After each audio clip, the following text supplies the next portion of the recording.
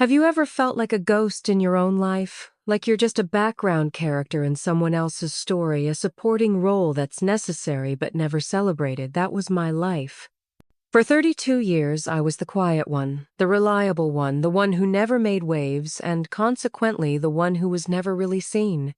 My name is Amelia Reed, and the story I'm about to tell you isn't about fame or adventure.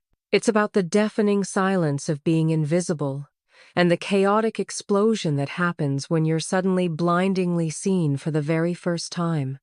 It started with a phone call that shattered my world, and it ended with me understanding what the word deserve truly means.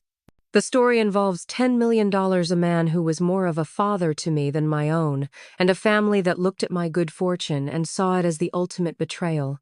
Because when my boss, Mr. Alistair Finch, passed away and left me his entire $10 million estate, my family didn't celebrate with me. They didn't hug me or cry tears of joy for me.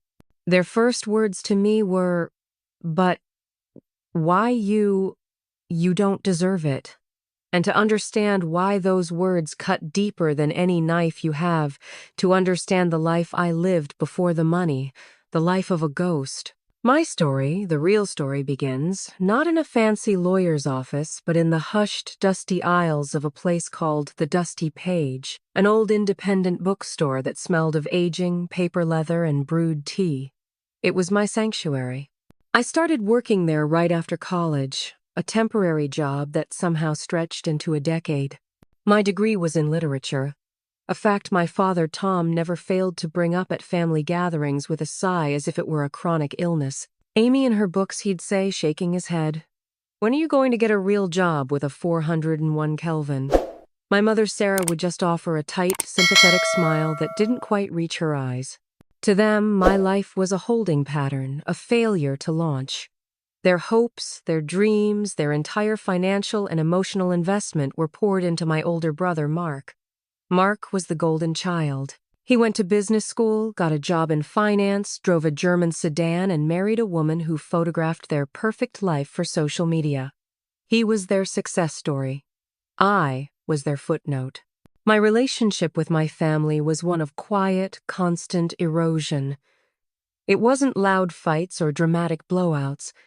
It was 1,000 tiny paper cuts. It was calling home excited about a promotion to store manager, only to have my mother ask, "That's nice, dear, but did you hear Mark is up for a new VP position?"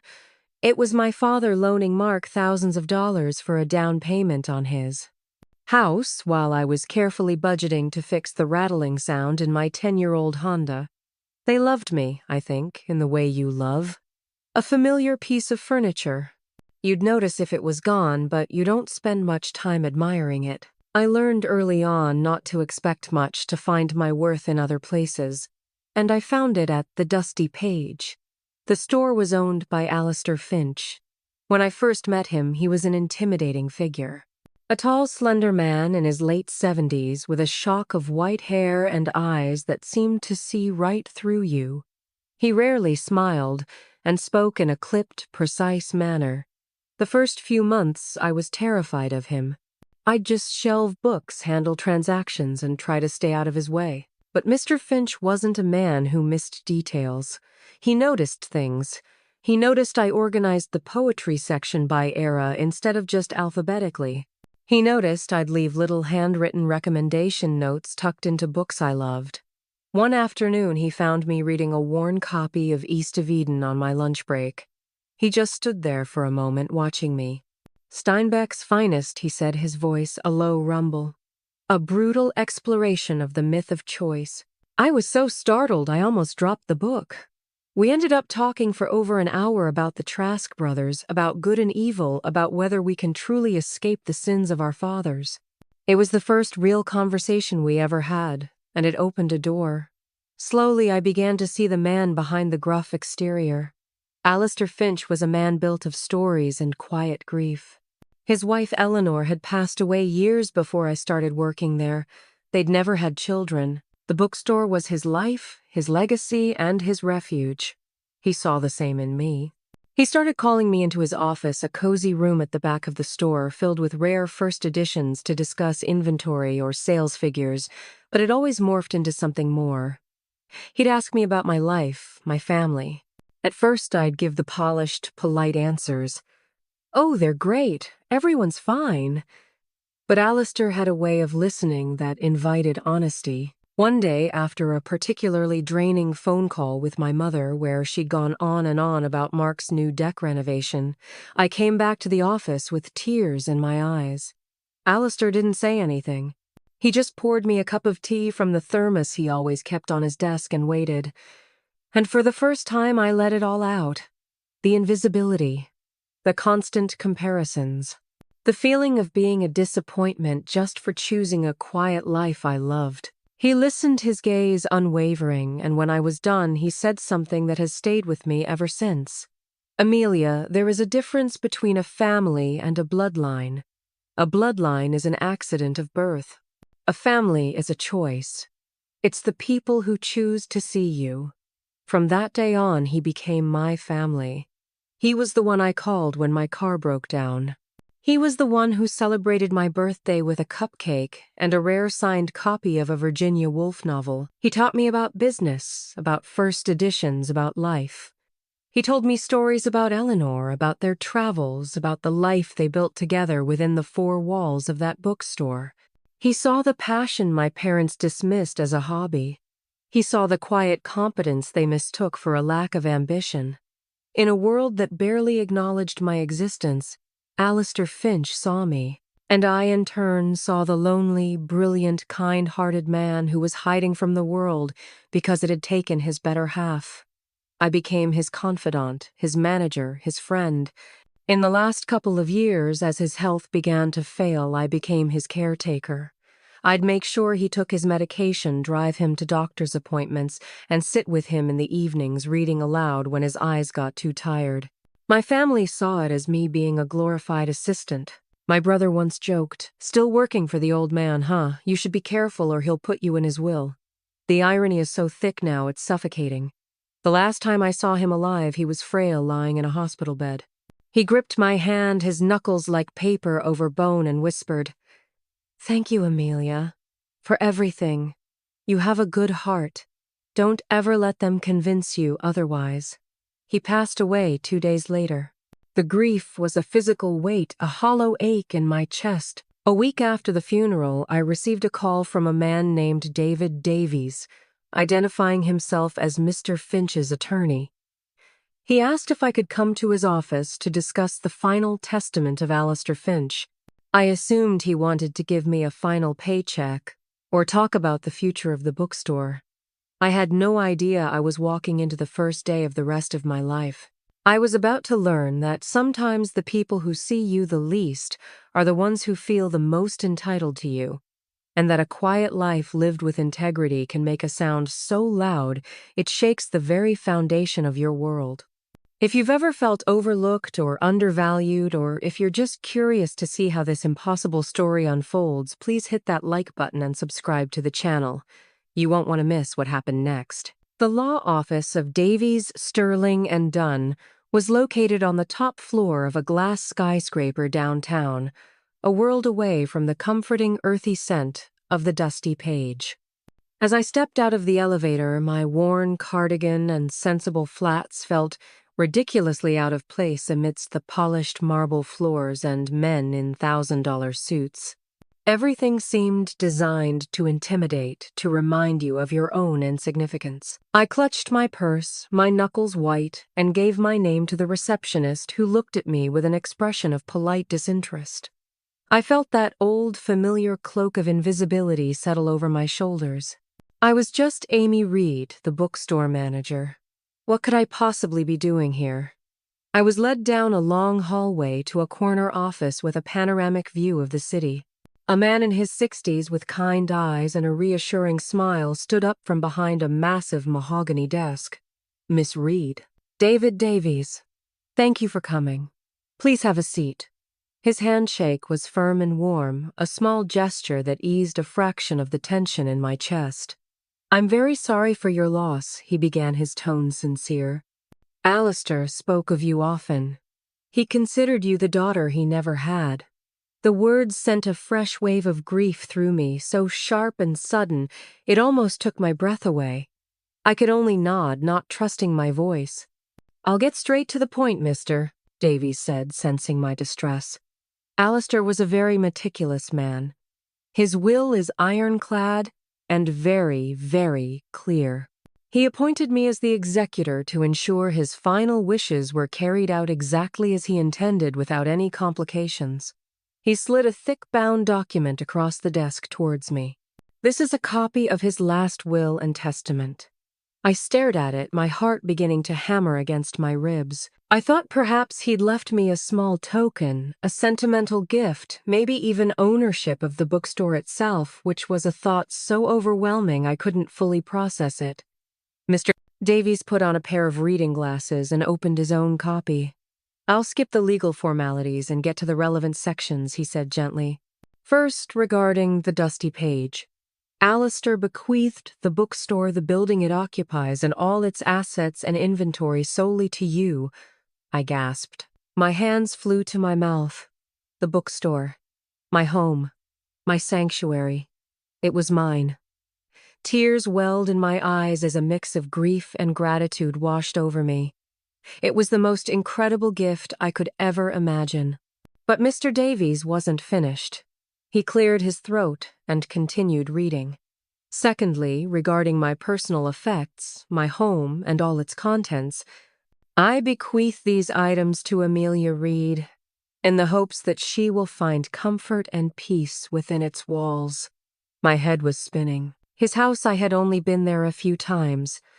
It was a beautiful old Victorian home filled with books from floor to ceiling, a testament to the life he and Eleanor had shared.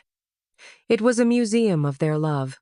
Why would he leave it to me? And finally, Mr. Davies said, pausing to look at me over the rim of his glasses, his expression unreadable. "Regarding the remainder of my estate, including all savings, checking accounts, investment, portfolios, stocks, and bonds, after all final debts and expenses have been settled, I bequeath the entirety of the remainder in full to Amelia Reed." He closed the document and took off his glasses, letting the silence hang in the air. I just stared at him, my mind a complete blank. It felt like he was speaking a foreign language. "I'm sorry," I stammered, my voice a hoarse whisper. "The remainder, I don't understand." "What does that mean, Mr. Davies?" Leaned forward, his voice soft but clear. "Miss Reed. Amelia. Alistair was a very successful investor. He and his wife lived modestly, but his father had been an early partner in a major tech firm. His portfolio was substantial. After liquidating all assets and before taxes, the total value of the estate you have inherited is estimated to be $10,472,000. $10 million. The words didn't feel real. They were just sounds abstract and meaningless, like a line from a movie. My vision tunneled. The sprawling city view outside the window blurred into a swirl of color. The only thing I could hear was a loud rushing sound in my ears. I felt a strange detached sensation, as if I were floating above my own body watching a scene unfold. I saw a pale, trembling woman in a worn cardigan sitting in a fancy law office being told something impossible. $10 million. It was a number so large, so astronomical, that it had no context in my world. My world was clipping coupons and worrying about whether my car would pass its next inspection. My biggest financial decision in the last year was whether to splurge on a new mattress. Now this man was telling me I had more money than I could ever have conceived of. "Miss Reed," Amelia, Mr. Davies's voice cut through the fog. "Are you all right?" I blinked, trying to focus on his face. I think so," I lied. Why? It was the only word my brain could form. Why me he had? There must be some distant relatives, a charity. He had no living relatives, Mr. Davies confirmed. And he did set up several charitable trusts years ago. This was for you. He was very specific about it. He then reached into a drawer and pulled out a simple, sealed white envelope. My name was written on the front in Mr. Finch's familiar, elegant script. "He also left this for you," he said, pushing it across the desk. He instructed me to give it to you only after you had been informed of the contents of the will, he said. He said you would need it. I took the envelope, my fingers numb. It felt heavy, as if it contained more than just a piece of paper. It felt like it held the answers to a question I was too terrified to even ask. I spent another hour with Mr. Davies as he patiently walked me through the next steps: probate court, financial advisors, tax implications. The words washed over me, a stream of incomprehensible jargon. I nodded and said okay at all the right times, but my mind was still stuck on that impossible number. $10 million. When I finally stood up to leave, my legs felt unsteady. I walked out of that skyscraper in a daze, the city noise a dull roar in the background. I got in my car and just sat there, the key in the ignition, staring at the sealed white envelope on the passenger seat. I didn't drive home. I drove to the one place that felt real, the one place that made sense. I drove to the dusty page. I let myself in with my key and stood in the dark, silent bookstore. The familiar smell wrapped around me like a hug. I ran my hand over the spines of the books, these quiet, constant friends. This was real. The store was real. Alistair's kindness was real. But the money? The money felt like a fiction, a dream I was about to wake up from. And as I stood there, surrounded by the legacy of the man who had changed my life, a new feeling began to creep in, eclipsing the shock and the grief. It was fear. A deep, cold, gut-wrenching fear. Because I knew with absolute certainty that I had to tell my family. And I knew just as certainly that they would never, ever understand. For 2 full days, I lived in a state of suspended reality. I moved through my tiny apartment like an automaton, making tea I didn't drink, staring at television shows I didn't see. The $10 million inheritance wasn't a source of joy or relief. It was a terrifying, abstract weight pressing down on me. It felt like a secret identity I had no idea how to manage. I'd open my banking app, look at my checking account, $847.19, and then think about the number Mr. Davies had said. It was a cognitive dissonance so profound it made me feel nauseous. The sealed envelope from Alistair sat on my kitchen table, a silent sentinel. I was too afraid to open it. I think a part of me believed that as long as it remained sealed, none of this was truly real. I could still go back to being the ghost, the quiet bookstore manager. But I couldn't. Alistair was gone. The store was mine. And the money, as impossible as it seemed, was coming. The fear I felt wasn't just about the money itself. It was about what the money would do, the tidal wave it was about to send through the placid, shallow waters of my family. I replayed every possible version of the phone call in my head. I imagined my mother's initial shock, maybe a flicker of happiness for me before the inevitable questions began. I imagined my father's pragmatic, suspicious mind going into overdrive. And Mark, I could already hear my brother's voice laced with that casual, condescending tone he used whenever he spoke about my life. Well, well, little sister finally hit the jackpot. The thought of that conversation filled me with a paralyzing dread. I considered not telling them. Just for a moment, I entertained the fantasy of quietly accepting the inheritance disappearing and starting a new life where no one knew me. But I couldn't. As complicated and painful as our relationship was, they were still my family. Keeping a secret of this magnitude felt like a betrayal I couldn't stomach. It would be a lie that would fester and grow until it consumed me. I owed them the truth no matter how they would react to it. I owed it to the memory of the parents they once were, the family we were supposed to be. On the 3rd evening, after forcing myself to eat a piece of toast, I sat on my worn-out sofa, took a deep breath, and dialed my mother's number. The phone felt unnaturally heavy in my hand. She answered on the 2nd ring, her voice bright and a little distracted. "Amy, hi, honey. Is everything okay? Hi, Mom?" "Yeah, I'm okay," I began, my own voice sounding thin and reedy. "I have something to tell you.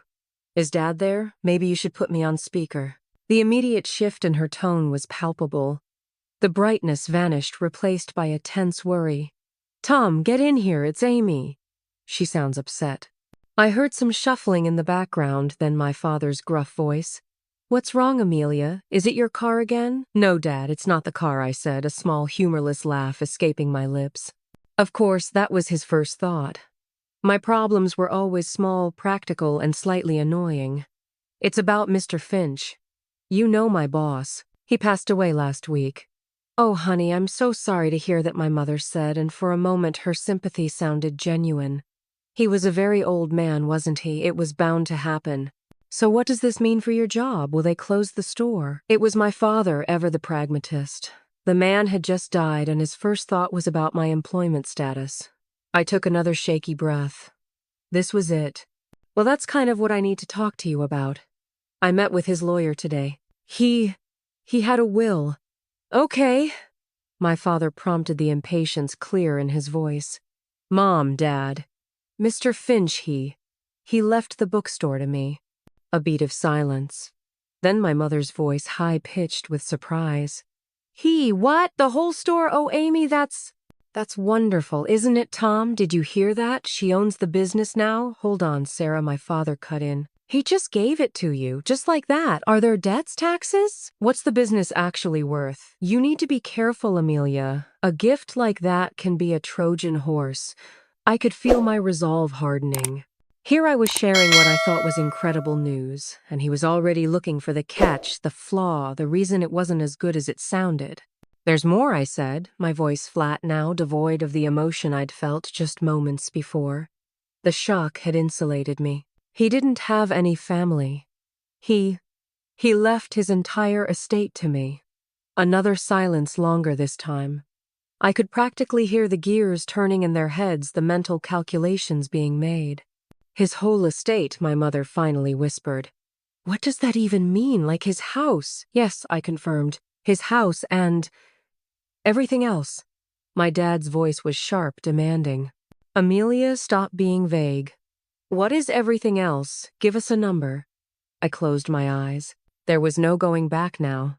The lawyer estimates the total value is around $10 million. The silence that followed was so complete, so absolute, I thought the line had disconnected.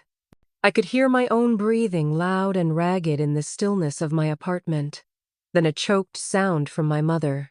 10 million. It wasn't a question of joy. It was a question of utter, stark disbelief. That's not possible, my father said, his voice a low, stunned murmur. There has to be a mistake. There's no mistake, Dad. And then came the question. The one I had been dreading. The one that would change everything. It came from my mother, her voice trembling with a strange mix of confusion and something else, something I couldn't quite name yet, but it felt cold. But, why, it wasn't congratulations, it wasn't, oh Amy, your life has changed forever, it wasn't, I'm so happy for you. It was a question born of a lifetime of seeing me as secondary as the footnote. The idea that something of this magnitude could happen to me, the quiet, unremarkable daughter, was so outside the realm of their understanding that it broke their brains. It simply did not compute. Before I could even attempt to answer that impossible question, I heard a new voice on the line. My brother. Mark must have been there for dinner. What's going on, Mom? You look like you've seen a ghost, I heard him say in the background. Mark, my father, said, his voice grave.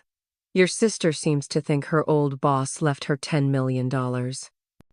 What Mark's voice came through, loud and clear, sharp with incredulity. No way. That's insane. Amy, are you serious? Yes, Mark, I'm serious. And then his immediate reaction, without a shred of warmth or excitement for me, was a cynical, ugly laugh. Holy. So you were playing the long game all along, huh? All those years fetching tea for the old guy finally paid off. I'm impressed. The cruelty of it stole the air from my lungs. It was a punch to the gut. He wasn't just questioning it. He was cheapening it, reducing a decade of genuine friendship and care into a sordid, manipulative scheme. That's not what happened, I said, my voice shaking with a sudden cold fury. He was my friend. Yeah, a $10 million friend, he scoffed. You have to admit it looks a little weird, Amy. A rich old guy with no family leaves his entire fortune to his young female employee. What are people supposed to think? My mother chimed in, her voice flustered. Mark, don't be crude. But he does have a point, Amy.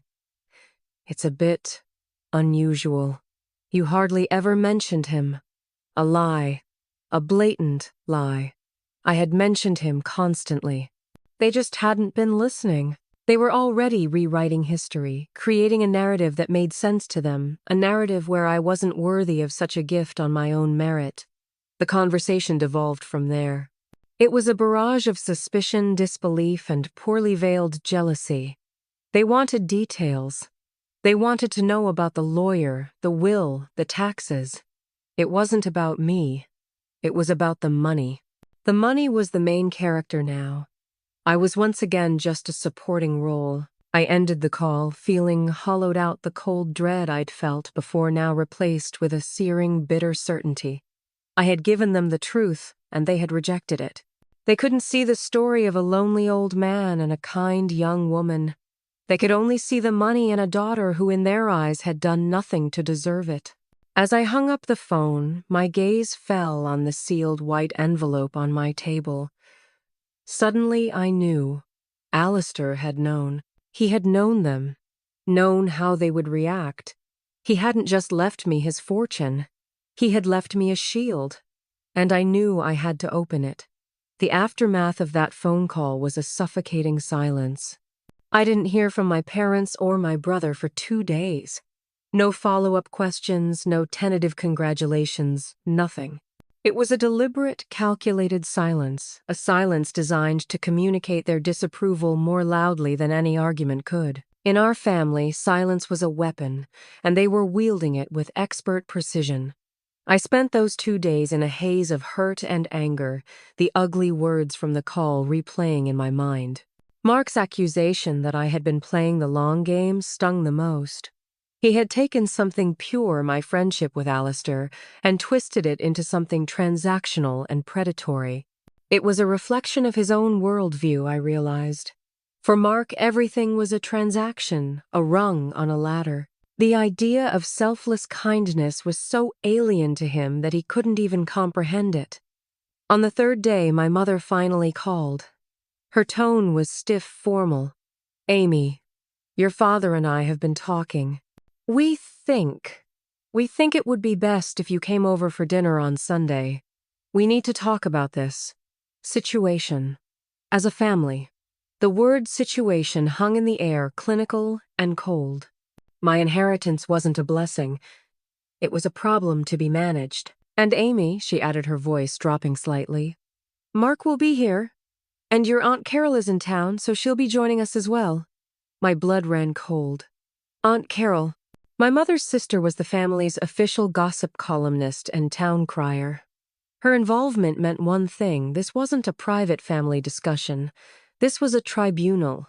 They were assembling the jury. A part of me, the old compliant Amy, wanted to make an excuse to hide, to avoid the inevitable confrontation. But then I thought of Alistair's final words to me. Don't ever let them convince you otherwise. This was a test. Hiding would be letting them win. Fine, I said, my voice steadier than I felt. I'll be there. I spent the next few days preparing for that dinner like a soldier preparing for battle. The first thing I did was finally open Alistair's letter. My hands trembled as I broke the seal. The letter was several pages long, written in his beautiful, looping cursive. I will share the full contents later, but the first paragraph alone was a balm to my wounded spirit. He wrote, My dearest Amelia, if you are reading this, then the world has lost a little of its magic and you have been burdened with a great responsibility. I know this inheritance will seem like a shock, a weight too heavy to bear. I can hear the questions from here. Why you? The answer is simple. Because in a life that had grown quiet and gray, you were a splash of color. You were kindness. You were loyalty. Reading those words, I felt a profound sense of validation that washed away some of the filth from my brother's accusations. Alistair had seen me. That was the truth. Whatever my family thought, they couldn't take that away. Bolstered by his words, I called Mr. Davies. I explained the situation, the impending family meeting. He was calm and professional. "Amelia, you are under no obligation to discuss the details of your inheritance with anyone," he advised. "However, if you choose to stick to the facts, the will is valid. You are the sole beneficiary. That is all they need to know. Do not let them bully you or make you feel guilty for Alistair's generosity." When Sunday arrived, I drove to my parents' house, a pristine two-story colonial in a manicured suburban neighborhood. It was the house I grew up in, but it had never truly felt like home. It was my mother's showcase, a stage for the perfect family she was so desperate to project. As I walked up the driveway, I saw my brother's sleek black BMW parked behind my father's sensible sedan. The final piece of the ambush. I took a deep breath and rang the bell. My mother opened the door, her smile so tight it looked painful. "Amy, you're here. Come in, come in." The atmosphere inside was thick with tension. My father stood by the fireplace, arms crossed, his expression grim. Aunt Carol was perched on the edge of the sofa, her eyes gleaming with a predatory curiosity, and Mark was leaning against the kitchen counter, a smirk playing on his lips, holding a glass of whiskey as if it were a prop. It was an intervention. Dinner was a torturous affair. The conversation was stilted, focused on safe, meaningless topics: the weather, Aunt Carol's garden club, and neighbors' gaudy holiday decorations. All the while, I could feel their eyes on me, studying me, judging me. They were circling, waiting for the right moment to strike. It came as I knew it would over dessert. My mother set down a slice of apple pie in front of me and then sat back, folding her hands primly on the table. "So, Amy," she began, her voice taking on a serious, rehearsed tone, "we've all had some time to process your news. And frankly, we're all very concerned." "Concerned?" I asked, setting my fork down. "What is there to be concerned about?" Aunt Carol leaned forward, her voice dripping with faux sympathy. "Well, dear, it's a lot of money. For someone like you. Someone who isn't, you know, accustomed to it. It can be very dangerous. People can take advantage." The only people trying to take advantage seemed to be in this room, I thought, but I held my tongue. Mark swirled the ice in his glass. "What Carol is trying to say is that this whole thing is sketchy as hell, Amy. We're your family. We're just looking out for you. You were his employee. This looks like undue influence. It's a classic case. A lonely old man, a young caregiver. The story writes itself. I was not his caregiver, Mark. I was his friend." I shot back, my voice rising. "And I didn't influence him to do anything." My father finally spoke, his voice low and authoritative, the voice he used when he was delivering a verdict. "Amelia, let's be realistic. A man like that doesn't just give away his life's fortune without reason. What did you say to him? What did you promise him? We deserve to know the truth." There it was again. That word, deserve. They deserved to know. The implication was clear. I didn't deserve the money. "The truth," I said, my voice dangerously calm, "is that Mr. Finch was a kind and generous man who saw me as family because his own was gone. The truth is that for 10 years I was more than an employee. I was the one who listened, who cared, who showed up." "Where were any of you? That was your job," Mark exclaimed, slamming his glass down on the counter. "You were paid to be there. I wasn't paid to sit by his hospital bed," I retorted, my control finally snapping.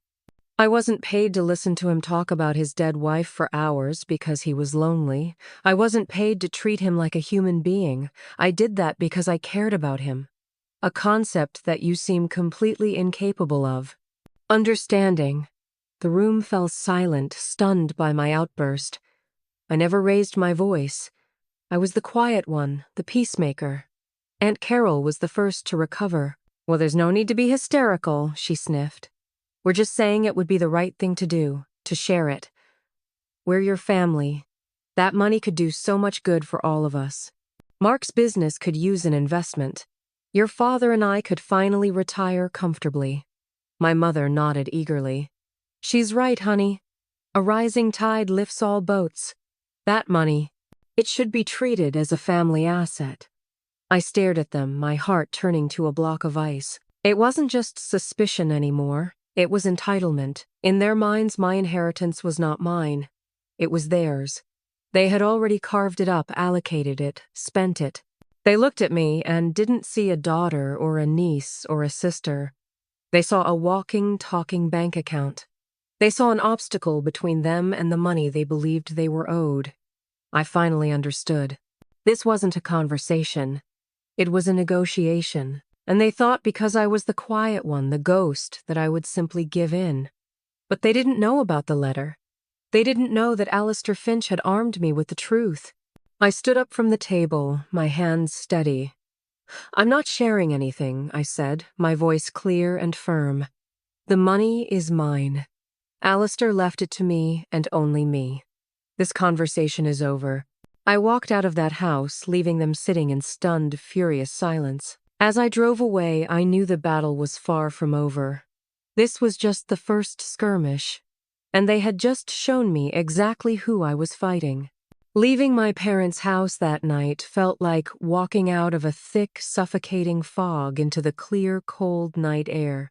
The shock of their entitlement, the sheer audacity of their demands, had burned away the last vestiges of my naive hope that they would eventually come around. They hadn't just voiced their concerns, they had laid their cards on the table. They believed my inheritance was a family asset, a communal pot they were all entitled to dip into. My role was simply to be the compliant administrator of their good fortune.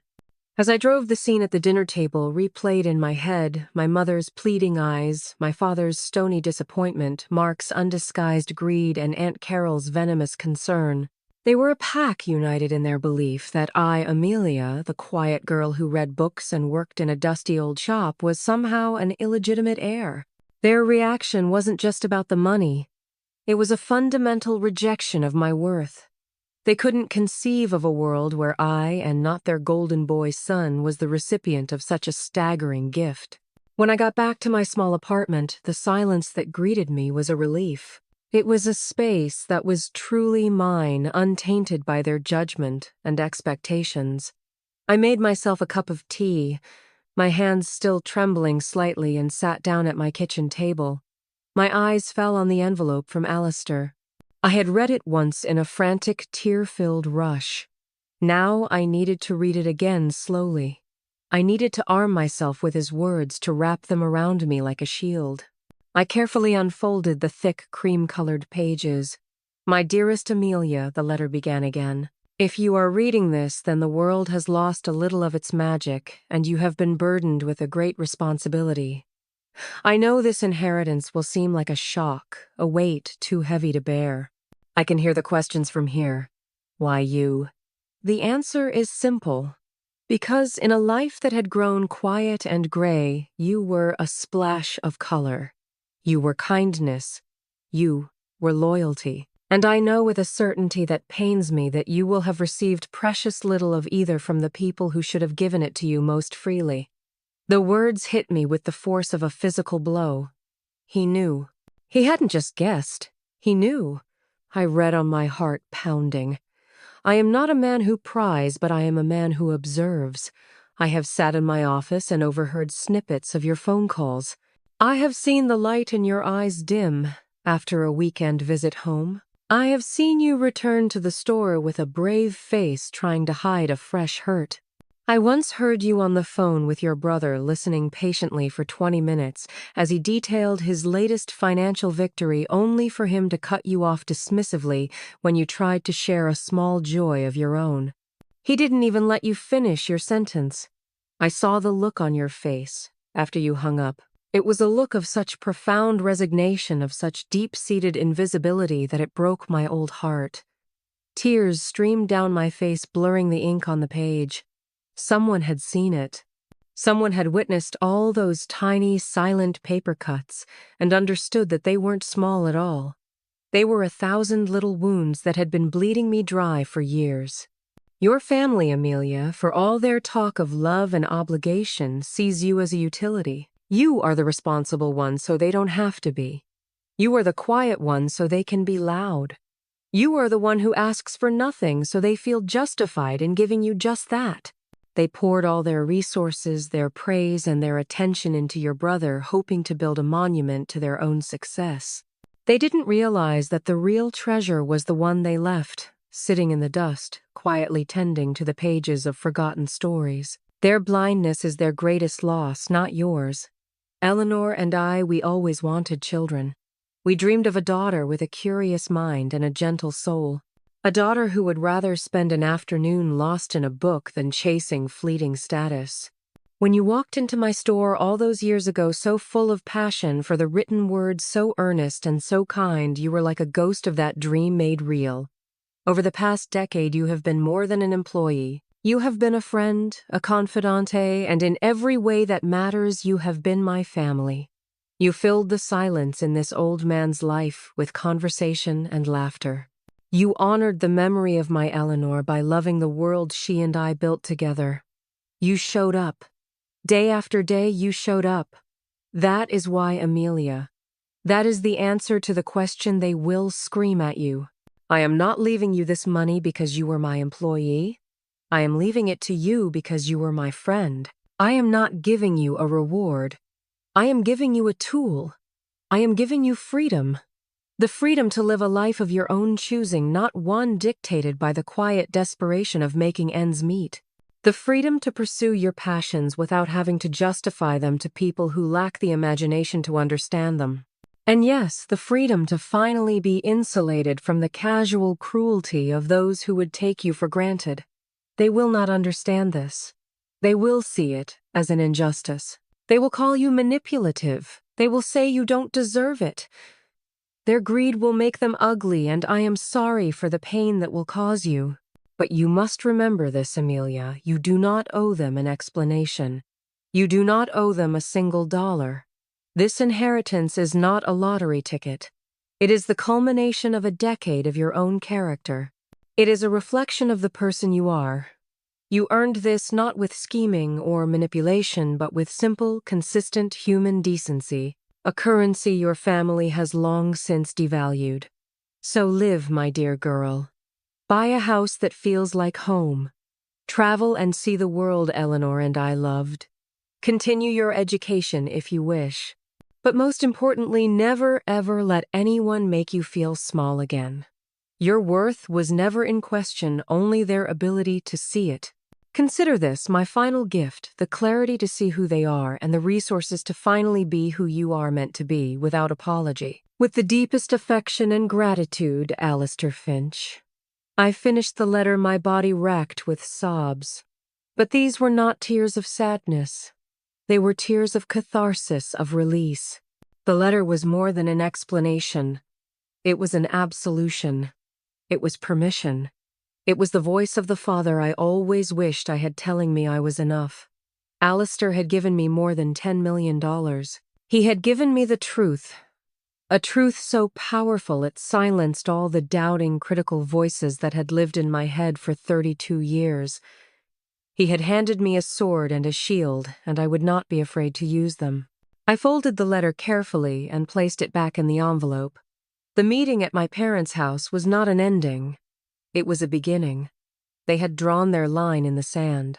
They had shown me their true faces, just as Alistair had predicted. And now, thanks to him, I had found the strength to show them mine. The scared, invisible girl who walked into that dinner was gone. In her place was a woman who knew her worth not because of the money in her name, but because a good man had seen her, truly seen her, and had loved her for it. The war with my family was coming, I had no doubt. But for the first time in my life, I wasn't afraid. I was ready. The week following the disastrous family dinner was a strange juxtaposition of grief and empowerment. On one hand, I was mourning the loss of my family, not their physical presence, but the idealized version of them I had clung to for so long. The hope that they would one day see me, celebrate me, was gone, and grieving that loss was a painful, necessary process. On the other hand, Alistair's letter had ignited a fire in me. I felt a sense of clarity and purpose I'd never known. The world no longer felt like something that was happening to me. It was something I could finally participate in on my own terms. My first priority was to take control of the situation, as my mother had so coldly called it. I was done being a passive observer in my own life. My first call was to David Davies. I told him about the dinner, the demands for a share of the inheritance, and the implicit threats. His voice was calm and steadying. "I'm not surprised, Amelia, but I am sorry you had to go through that. Alistair anticipated this. Now let's get you protected." He connected me with a team of professionals who, for the next few days, became my new inner circle. There was a financial advisor named Grace, a sharp, no-nonsense woman in her 50s who spoke about trusts and investment portfolios with a passion I usually reserved for classic literature. There was an estate lawyer named Ben who specialized in contested wills, and a compassionate therapist, Dr. Evans, whom Mr. Davies had insisted I speak with. Meeting with Grace was like learning a new language. She spread out charts and graphs on a conference table, and for the first time, the number $10 million started to become tangible. We talked about tax, strategy, risk tolerance, and long-term growth. She explained how we could set up a blind trust to manage the assets, creating a layer of privacy and protection. "The goal here, Amelia," she said, looking at me kindly, "is not just to make you rich. It's to make you secure for the rest of your life. This money is a tool. It buys you peace of mind. It buys you options. Let's make sure no one can ever take that away from you." When I told her about my family's assumption that the money was a family asset, she gave a wry, knowing smile. "That's a common narrative among the entitled," she said. "Let me be clear. This is your asset, and our job is to protect it." For the first time, I felt a flicker of excitement instead of just fear.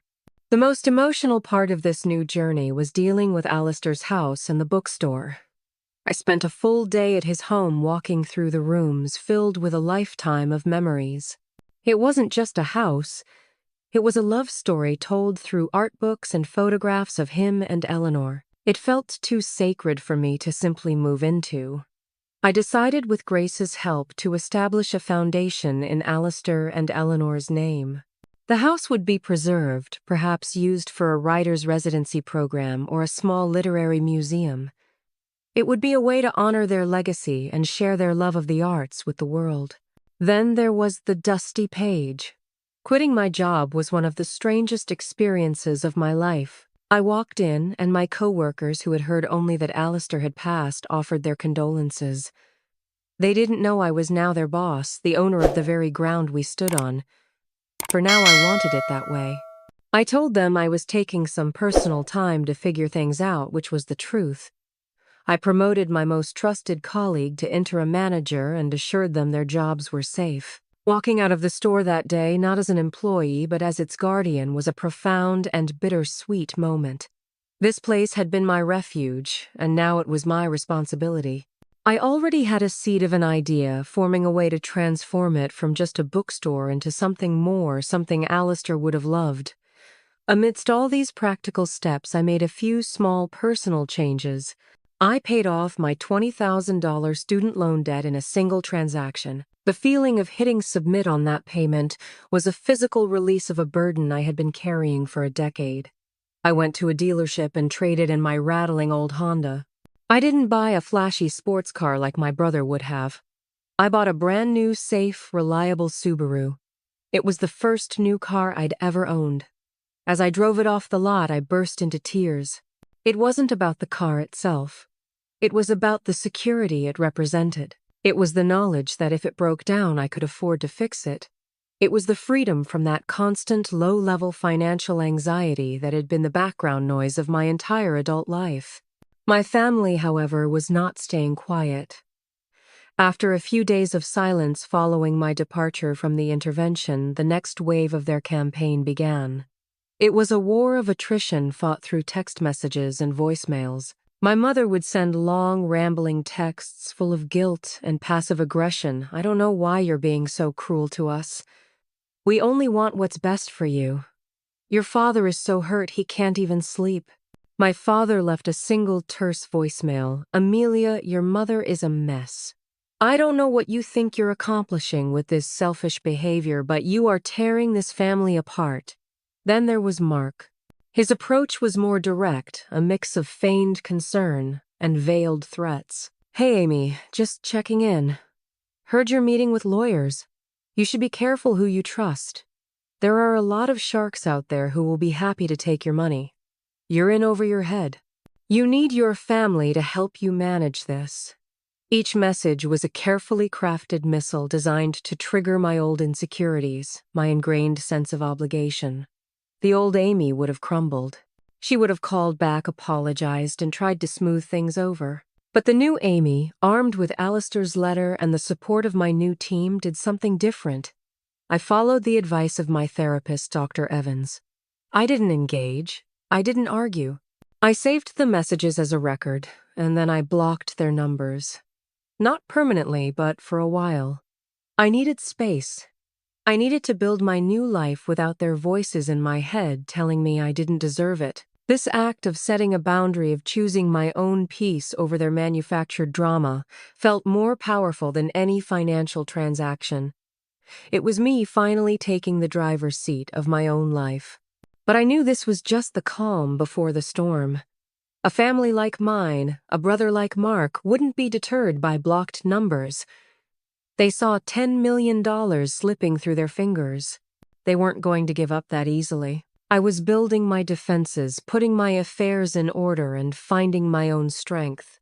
I was becoming the person Alistair believed I could be, and I had a feeling I was going to need every ounce of that newfound strength for what was coming next.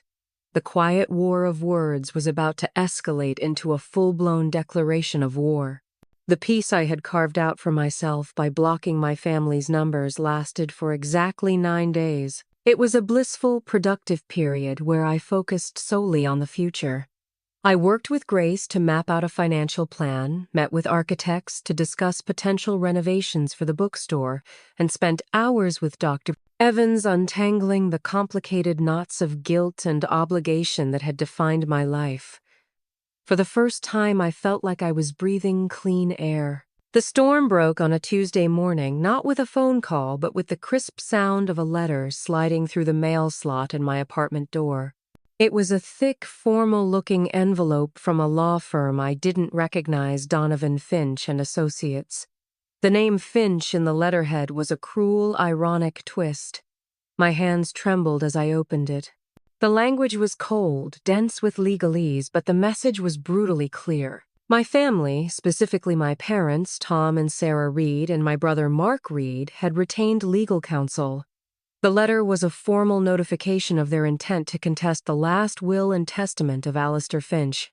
My eyes scanned the page, picking out the ugliest phrases: lack of testamentary capacity, undue influence, and suspicious circumstances. They were accusing me in the most formal and public way possible of manipulating a senile old man into leaving me his fortune. They were arguing that Mr. Finch was not of sound mind when he wrote his will, and that I, his employee and caregiver, had taken advantage of his diminished state for my own financial gain. The letter concluded by inviting my legal counsel to contact them to discuss a fair and equitable settlement to avoid a prolonged and public court battle, which was a thinly veiled threat. "Give us a cut, or we will drag your name and Alistair's through the mud." I dropped the letter as if it were on fire. The air was sucked out of my lungs. I sank onto my sofa, my body shaking uncontrollably. This was a line I never thought they would cross. Guilt trips, emotional blackmail, even angry confrontations, I had expected all of that. But a lawsuit, a formal legal assault on my character and on Alistair's memory. It was a level of betrayal so profound, so monstrous that my mind could barely comprehend it. They weren't just fighting me for the money anymore. They were trying to destroy my reputation, to invalidate the most meaningful friendship of my life. They were willing to posthumously paint the brilliant, sharp-witted Alistair Finch as a doddering, incompetent fool to get what they wanted. The sheer naked greed of it was breathtaking. My first instinct was to call my mother and scream to ask her how she could do this, how she could attach her name to such a vile and dishonest document. But I stopped myself. The woman who would do this was not the mother I knew, or rather, not the mother I had wanted to believe in. This was a stranger motivated by a poison I couldn't cure. Instead, I did the smartest thing I could have done. I picked up the phone and called Ben, the estate lawyer from my new team. I read him the letter, my voice cracking with a mixture of rage and hurt. He listened patiently until I was finished. "Okay, Amelia," he said, his tone calm and utterly unfazed. "This is not unexpected.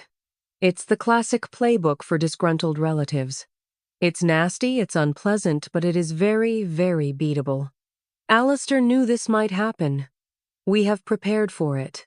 His confidence was a lifeline. He explained the process to me. They would have to file a formal complaint with the probate court.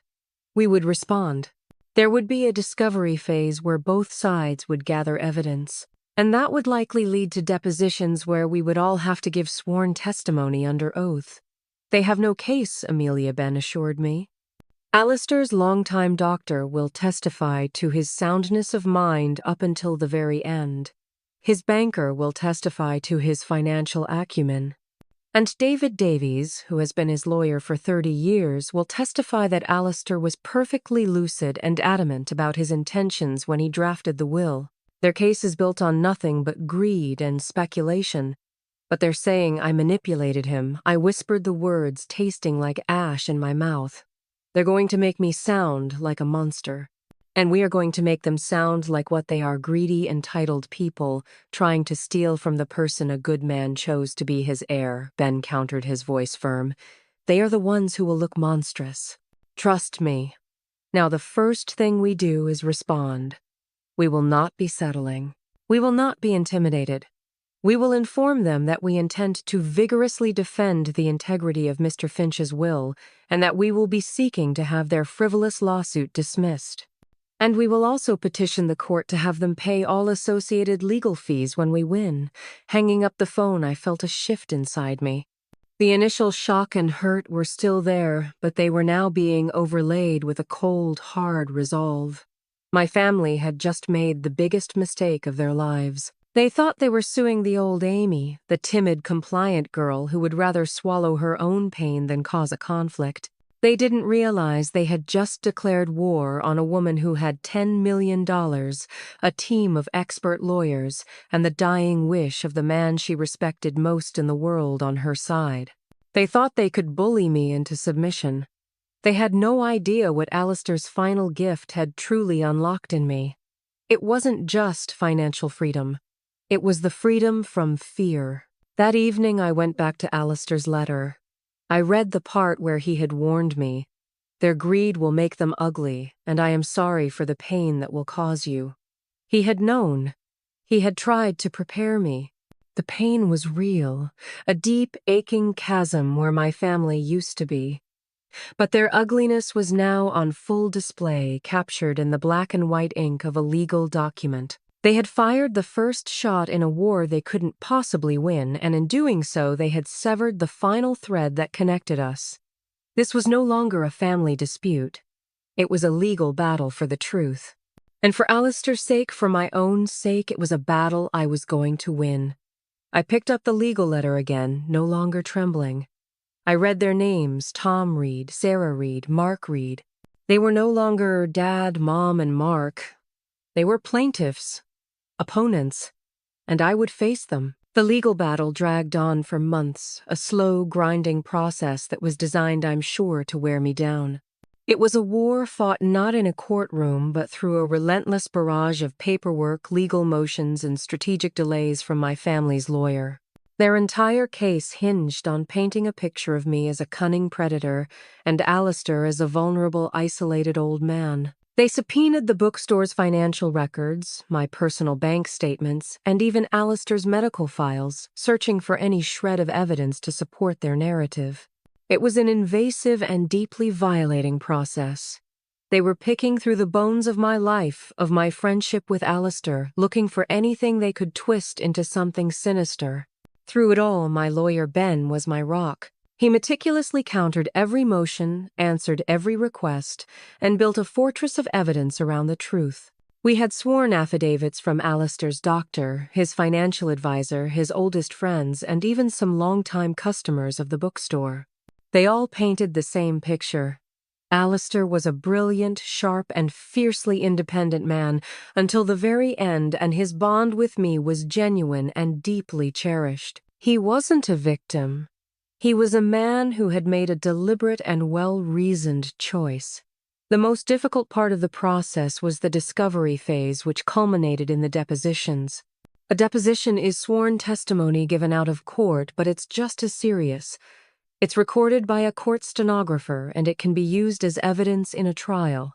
My deposition was first. I spent a full day in a sterile conference room with Ben, my family's lawyer, a slick, aggressive man named Mr. Donovan, and my brother, Mark, who sat in the corner with his arms crossed, watching me with an unnerving intensity. Mr. Donovan's questions were designed to trip me up, to make me look greedy and manipulative. "Miss Reed, isn't it true that you began taking on more caretaking duties for Mr. Finch in the last year of his life?" he'd ask, his voice dripping with insinuation. "I helped a friend who was ill," I'd reply calmly, just as Ben had coached me. "I drove him to appointments and made sure he had groceries. I would have done it for any friend. A friend who paid your salary, correct. He was my boss, and he was my friend. The two were not mutually exclusive." He grilled me for hours about my finances before the inheritance, trying to paint me as desperate. He asked if Alistair had ever given me gifts, if we had ever discussed his wealth.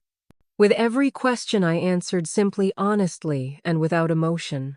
I described our friendship, our conversations about books and life, my respect for his intellect, and my grief at his passing. I could see the frustration growing on Mr. Donovan's face. He was searching for a villain, a gold digger, but all he found was a woman who genuinely loved her old friend. The most telling moment came when he asked Miss Reed, "Why do you think out of all the people in the world Alistair Finch chose you to inherit $10 million? I looked directly at Mark as I answered. "Because he saw me. He knew my character. He trusted me. And perhaps he knew that I was the only one who would value his friendship more than his money." Mark flinched as if I'd struck him. A few weeks later, it was their turn. I was allowed to sit in on their depositions, and Ben insisted I be there. "I want you to see their case fall apart with your own eyes," he said. My father was first. He tried to portray Alistair as confused and forgetful in his final months, but under Ben's precise cross-examination, his story crumbled.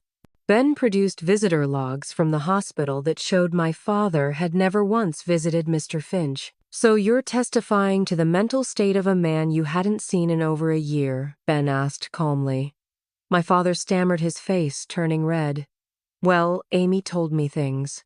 "What things exactly, Mr. Reed? What specific instance of confusion did your daughter describe to you?" He couldn't name a single one. He was exposed as a man testifying based on assumptions and resentment, not facts. My mother's deposition was even more painful to watch. She was clearly uncomfortable twisting a handkerchief in her hands. She tried to stick to the narrative that I had isolated Alistair from others. But Ben calmly presented her with her own phone records, which we had subpoenaed. "Mrs. Reed, these records show dozens of calls placed by your daughter to you over the last 2 years. Many of them on weekends. It seems she was trying to maintain a relationship with you, doesn't it?" My mother looked defeated. "She should have told me more about him, about the money," she whispered. "So your issue isn't that she isolated," Mr. Finch, Ben pressed, "but that she isolated you from his fortune." She had no answer.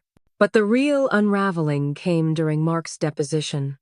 My brother, ever the confident businessman, walked in with an air of arrogance. He was the star witness for their case. He spoke at length about how out of character it was for a shrewd man like Alistair to make such a bequest. He described me as being unambitious and in a dead-end job, implying I had a motive to scheme my way into a fortune. It was a masterclass in condescension. Then Ben started his questioning. He began by asking Mark about his own financial situation. Mark's business, his successful finance career. Mr. Donovan objected repeatedly, but the judge had allowed this line of questioning. Slowly, meticulously, Ben began to pull apart the facade of my brother's perfect life. He produced documents showing that Mark's business was heavily in debt. that he had recently been passed over for the VP promotion he'd boasted about, that the down payment for his precious house, the one my father had loaned him money for, had put him in a precarious financial position. The final nail in the coffin came when Ben produced a series of text messages acquired during discovery between Mark and a friend, sent the day after I had told the family about the inheritance. Ben read them aloud to the silent room. Mark's friend, "Did you hear about your sister insane?" Mark's reply, "Tell me about it. 10 million to the girl who reads books for a living. The universe is broken. Friend, you must be pissed." Mark's reply, "Pissed doesn't even cover it. That should have been my money. I'm the one who did everything right. I have a family, a business." She was supposed to be the cautionary tale, not the damn lottery winner. "Don't worry, I'm not letting her keep it." The room was dead silent. Mark's face was ashen. He had been caught, his raw, ugly entitlement exposed for everyone to see. He hadn't been concerned for me. He hadn't been worried about a vulnerable old man. He had been jealous. He felt that the money was owed to him, that his success, his life choices made him more deserving. Ben leaned forward. "Miss Reed, this doesn't sound like a man concerned about undue influence. This sounds like a man who is profoundly, breathtakingly jealous. Is that an accurate assessment?" Mark just stared at him, his arrogance completely shattered, replaced by the pathetic, sullen expression of a child who had been caught with his hand in the cookie jar. In that moment, sitting in that cold conference room, I felt a strange wave of pity for him. His entire life had been built on being the golden child, the one who was better than me, and my good fortune had shattered that identity. The lawsuit was never about protecting Alistair or me. It was about restoring his own sense of superiority. It was about proving that he was still the one who deserved more. As we left the building that day, Ben put a hand on my shoulder.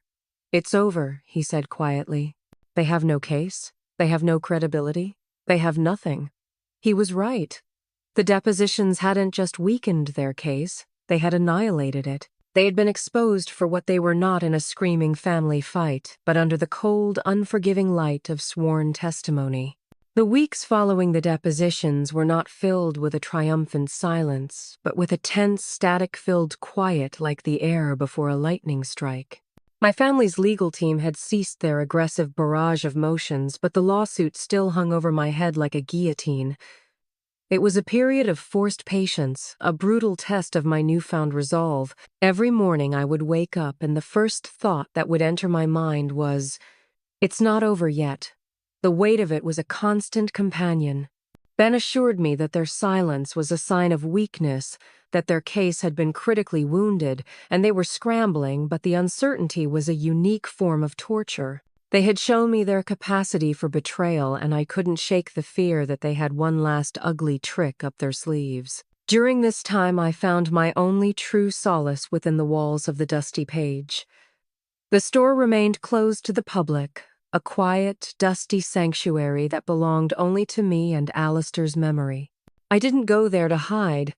I went there to work, to plan to build. I spent hours in his old office surrounded by the scent of leather and aging paper, and I felt a profound sense of purpose. I was not just a defendant in a lawsuit. I was the guardian of a legacy. One afternoon, while sorting through the drawers of Alistair's massive oak desk, my fingers brushed against a small forgotten metal box tucked away at the very back. It wasn't locked.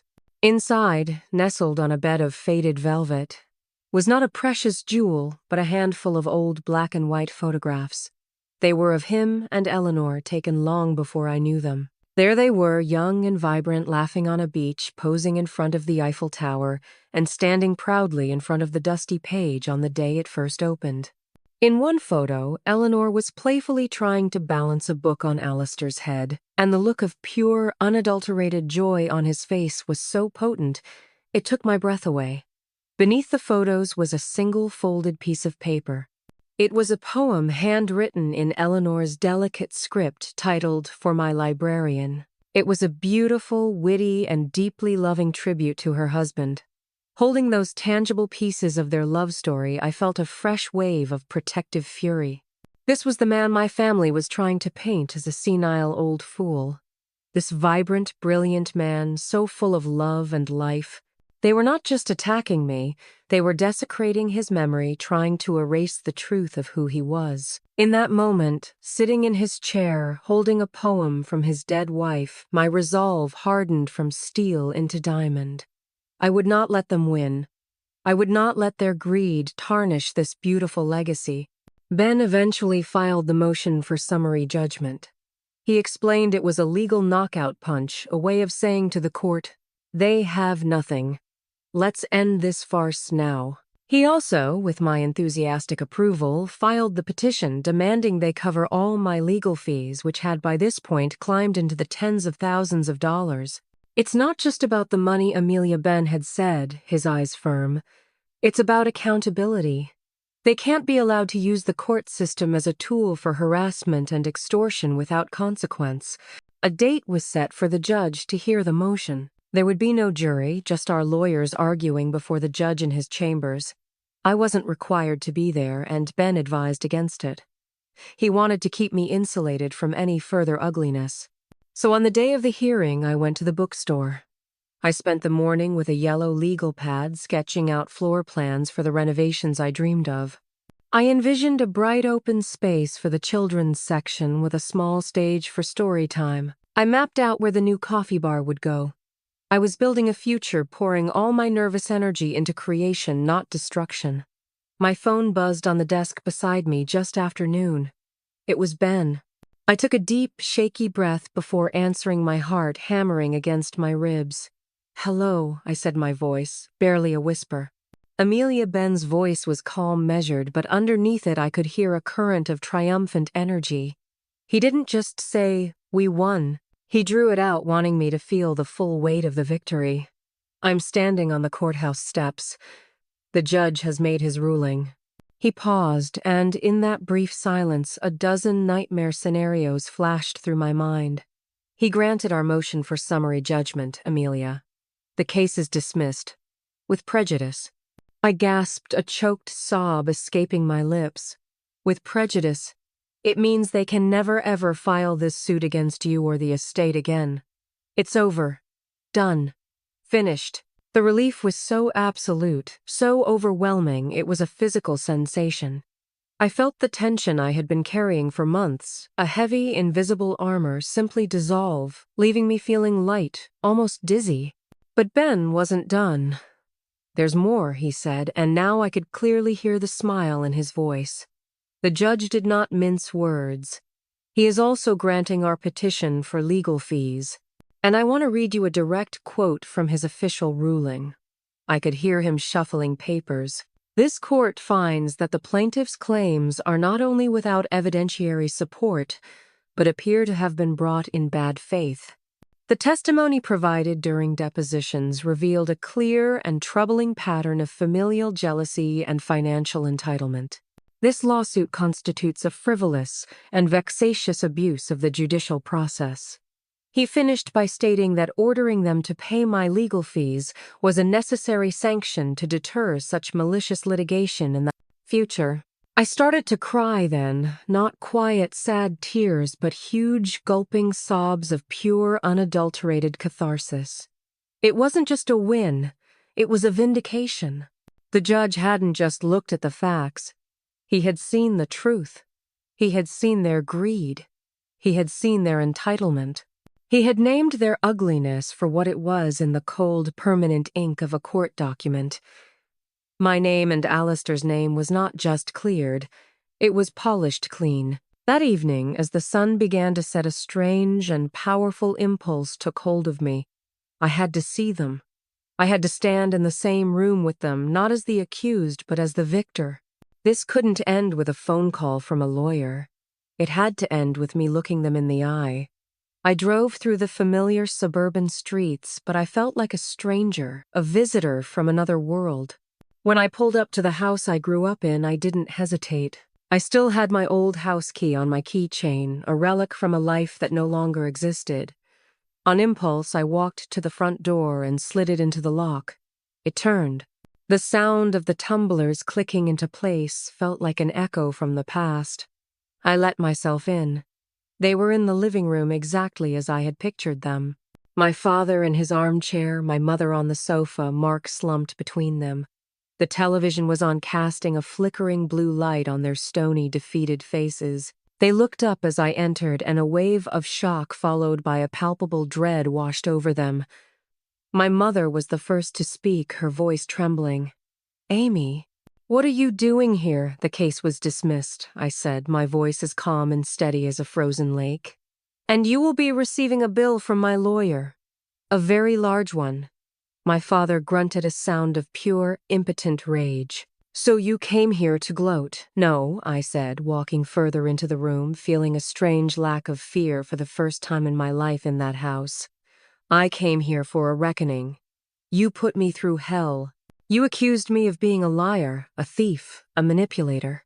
You tried to destroy the memory of the best man I have ever known. All for money. Money you felt entitled to simply because you share my DNA. We were confused," my mother wailed, launching into the familiar script. "We were just trying to protect you." "Stop," I said, my voice cutting through the air like a blade. "Do not lie to me anymore.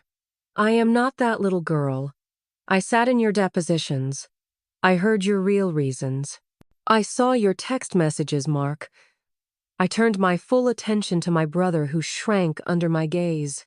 "That should have been my money. That's what you said, isn't it? I'm the one who did everything right. Your definition of right is so twisted, so pathetic. You thought life was a scoreboard, and you couldn't stand the thought of me winning." I walked over to the fireplace, the heart of the home that had never felt warm, and I stood before them. "I came here to tell you about something I never shared with the lawyers. Alistair left me a letter. I think it's time you knew what it said." My mother looked up, her tear-streaked face, a mask of morbid curiosity. "He told me he knew. He saw how you treated me my entire life. He saw every dismissive comment, every ignored achievement, every time you made me feel like a ghost in my own family. And he wrote, and I want you to hear his exact words, that he was leaving me this fortune to give me the freedom to finally be insulated from the casual cruelty of those who would take you for granted." The words landed in the silent room with the force of a physical explosion. I saw the color drain from my mother's face. I saw the flicker of shame in my father's eyes. The idea that their private, carefully managed family dynamic had been observed, judged, and condemned by an outsider was their ultimate humiliation. It pierced the thick hide of their self-delusion. "You didn't just lose a lawsuit," I continued, my voice softer, now filled with a final, aching finality. "You lost your daughter. Because all you did every step of the way was prove that wise old man right. You are exactly who he knew you were." I reached into my pocket, pulled out the old familiar house key, and placed it deliberately on the wooden mantelpiece. The small metallic click echoed in the silence. "This is over now. The phone calls, the holidays, the pretense that we are a family. It's done. I am choosing peace. I am choosing the life a good man gave me, and it is a life that does not have you in it." I looked at their shattered faces one last time. There was no joy in this victory, only a profound and necessary sadness. I hadn't destroyed my family. I had simply held up a mirror and forced them to look at the reflection. "Goodbye," I said. And I walked out of that house, closing the door softly behind me, leaving the ghosts of my past to haunt each other in the quiet, empty, dark. A year. 12 months. It sounds like such a short time, but it was long enough to build a new world. The year that followed my final departure from my parents' house was a year of deliberate, joyful construction. The old life, the one defined by quiet anxiety and the desperate unspoken plea to be seen, was a photograph fading in the sun. The new life was a vibrant, sprawling mural that I was painting myself with a palette of colors I never knew existed. The ghost of Amelia Reed was gone, and in her place was a woman who was finally fully alive. My greatest joy and most consuming passion became the revitalization of the dusty page, which I formally reopened as the Alistair and Eleanor Finch Literacy Project. It was a name that felt right, a tribute, not just to him but to the love story that had been the foundation of his entire world. The transformation was profound. The ground floor, once dim and dusty, was now bright and welcoming. We sanded and refinished the original hardwood floors until they gleamed, installed warm, modern lighting, and built cozy reading nooks in every corner. It was still a haven for book lovers, but now it was a haven filled with light. We started a weekly story time for tots that quickly became a neighborhood institution, with parents and children filling the aisles, their laughter echoing off the book-lined walls. We hosted open mic nights where shy high school poets would share their work for the first time, their trembling voices growing stronger with the applause of the supportive crowd. It became more than a store. It was a community's living room. The heart of the project, however, was upstairs. Alistair's old apartment was converted into the Eleanor Finch Writers' Loft, a free, dedicated workspace for local writers. It was a beautiful, quiet space with comfortable chairs, endless coffee, and floor-to-ceiling bookshelves filled with works on the craft of writing. I watched as aspiring novelists who had been scribbling away in noisy coffee shops found a place where their work was taken seriously. I saw a retired school teacher finally start the memoir she had been dreaming of writing for 40 years. We weren't just selling books. We were helping to create them. And with the endowment, our outreach program, Alistair's Ambassadors, was making a real difference. We hired a dedicated coordinator, and together we built a mobile library, a brightly painted van we called the Story Wagon, that traveled to low-income neighborhoods and community centers, giving away brand-new, high-quality books to children. I will never forget the face of a little boy named Leo, no older than 7, who held his first-ever hardcover book, a copy of Where the Wild Things Are, as if it were a bar of gold. He looked up at me, his eyes wide, and whispered, "This is mine, to keep forever." In that moment, I felt Alistair's presence so keenly, a warm feeling of approval that was more real and satisfying than any number in a bank account. This was the point. This was what the money was for. My own life settled into a rhythm of purpose and peace. I sold Alistair's magnificent Victorian home to a history professor and his young family. I knew they would be caretakers of its story, not just its owners. I used the proceeds to buy myself a small but charming craftsman-style house on a street lined with old maple trees. It had a wide front porch where I would drink my morning coffee, and a deep backyard where I planted a sprawling, chaotic garden. I learned the names of plants, the satisfaction of plunging my hands into the cool earth. I adopted a scruffy, one-eyed terrier mix from a local shelter and named him Finch. His companionship filled my quiet house with a happy, thumping tail and unconditional love. I learned to cook, I learned to travel alone and love it, and I learned to be truly, deeply content with my own company. Of my biological family, I heard only whispers, fragmented stories that reached me through the grapevine of distant acquaintances. The court order to pay my legal fees had been a devastating financial blow, forcing my father into a humbling liquidation of some of his prized investments. The real casualty, however, was my brother. The exposure of his debts and his naked jealousy during the depositions had shattered his carefully constructed image of success. His business partner pulled out his marriage, crumbled under the strain, and he was forced to sell the suburban palace he had been so proud of. The last I heard, he was working in a mid-level management position for another firm, the Golden Child, now tarnished and ordinary. I never rejoiced in their downfall. Instead, I felt a profound, detached pity. They had been so obsessed with the illusion of status and success that they had sacrificed their own humanity for it. About 10 months after our final confrontation, a letter arrived. The handwriting was my mother's plaint. My first instinct was to throw it away unopened. But curiosity, or perhaps the need for a final, definitive period at the end of a long sentence, made me open it. It was not an apology. It was a lament. A long, rambling, self-pitying account of their misfortunes. She wrote about Mark's divorce, about my father's bitterness, about her own loneliness. The letter was a masterpiece of passive aggression filled with sentences like, "I only wish you could see how much pain this has caused everyone, and a family is supposed to stick together no matter what." She never once took responsibility for her own actions, for the lawsuit, for the years of emotional neglect. She was still casting herself as the victim of my good fortune. I read the letter, and for the first time I felt nothing. No anger, no guilt, no pain. It was like reading a letter from a stranger about people I used to know. Her words had no power over me anymore. I folded the letter, placed it in a box of old mementos labeled, "The Past," and I let it go. My life is rich now in every sense of the word. I have a community that I love, work that fills me with purpose, and a deep, abiding sense of peace. I have learned that family is a verb. It's an act of choosing, of showing up, of seeing. Alistair was my family. The team at the Literacy Project is my family. Finch snoring at my feet is my family. This inheritance was never about the money. The money was just the key.